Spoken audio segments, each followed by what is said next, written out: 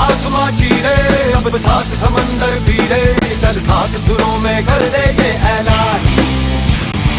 हिम्मत है तो रोको और जुर्रत है तो मानो रे आज हवेली में रखती है जान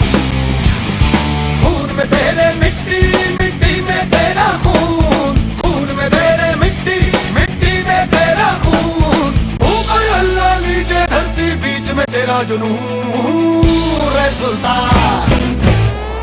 જ્યારે લોકોએ અમને આટલી જવાબદારી સોંપી હોય અને ત્યારે લોકો માટે અમે નહીં બોલીએ તો પછી ક્યારે બોલીશું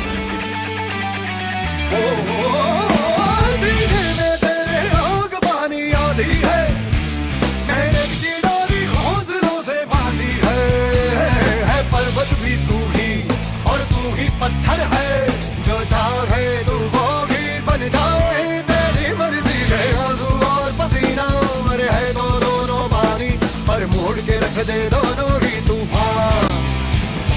चोट हो जितनी गहरी या ठेस जिगर में ठहरी तो जज्बा उतना जहरी है ये मान સિદ્ધાંતો સાથે ક્યારે પણ સમાધાન કર્યું નથી